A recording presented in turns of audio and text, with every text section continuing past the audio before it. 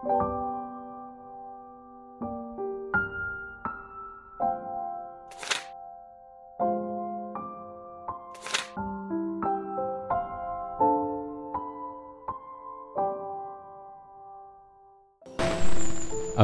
13, 2025, Miyerkules nga adlaw, han ika-19 nga semana, han katuigan. Pagbasa ti kang han Ebanghelyo sumala kan Mateo, Kapitulo 18, versikulo 15 nga da 20. Nagsiring Jesus an iya mga tinunan. Kung makasala haimo in imo bugto, kadua ngan sumati hiyahan iya sayo, kundi buhata inihin hilom nga kamula nga duha. Kung mamati hiya imo, may babalik ang iyo nga duha maupay nga kaburuton. Kundi hiya mamati hiya imo, pagdarahin duha o tulo ka tao, basi ang tagsa nga sumbong, pagmatuuron pinaagin duha o tulo nga mga testigo, sumalahan igin siringan kasuratan. Kundi hiya mamati haira, igsumat na ngahaw ang nga tanan ngadtuhan singbahan. Ngan kundiri pa hiya mamati ang singbahan, hunahunaan na hiya sugad nga usa nga diri natuuhan Dios o usa nga para supot hinugis. Sanglit na siring ako ha iyo nga tanan.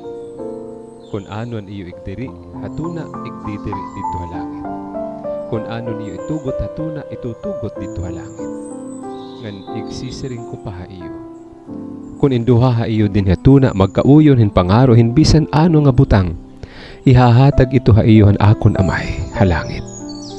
Kay kun may duha o tulo nga magkatirok hin pagampo ha akon ngaran, aadto ako upod haira. An Ebanghelyo han Ginoo. Maupay nga takna ha iyo mga kabugtuan. Welcome otro nga dahini nga aton programa Pulong han Kinabuhi. Kung makasala haimo an imo bugto, kadtua ngan sumati hiyahan iya sayo, kundi buhata inihin hilom nga kamula nga duha.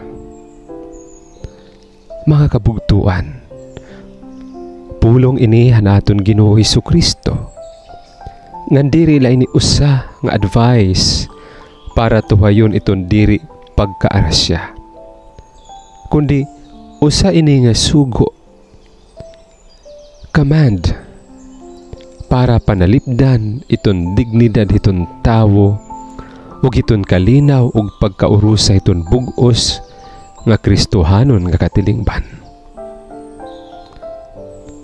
May ada ini mga pitad. Ansyahan nga pitad amo an pagsumat hinhilom han tawo nga nakasayop. Importante ini nga pitad. Kay napupugnan hini iton pagdako iton problema. Nga usually nahitatabo kun natigadamo iton mga tawo nga involved. Kay naisangyaw naman habugos nga universe pinaagihin mga marites. Amo pa naman ini iton kadak-an nga nahitatabo. Kulawi daw. Medangani nagsasayop, diritso kita napaugo o nagbibilinghin kakampi nga masimpatiya. Pinaagi hiton pagpagawas iton aton mga hinanakit dida ha social media.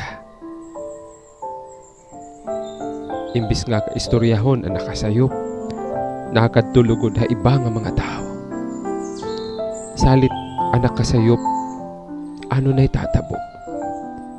Bisan kung ungod nga nagsayop hiya, diritso la hiya nahuhusgahan. Diri lahan iya ginbuhat nga sayop, kundi pati an iya bugos na nga pagkatao. Antis paman ngani pamatian, an iya naman side. Siguro, naging biktima na kamuhin eh. Diba? Nga ano ti maabaton? Usually nabulos. Salit nakakapadako initon problema. Labi na kung nag-uugup-ugupay na.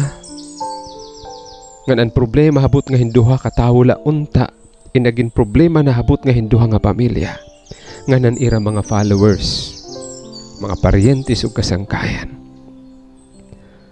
Nakamayada na pakabahin-bahin han katilingban. Makabugtuan, oo, kung ikaw ang nasaypan, pangarua ang kusog tikang sa Dios para makiistoryahan tao nga nakasayupay mo, kamula nga duha. Buhat ini hingugma nga nagdadarahin tambal para haimo ngan para haiya, ngan nagpapanalipod hiton kahibang, hiton katilingban. Igampo ini ngan tadunga iton imo intensyon. Makikiistorya ka diri para i-prove nga tama ka o sayupiya. Diri ini para ipanalo ang sarili mo.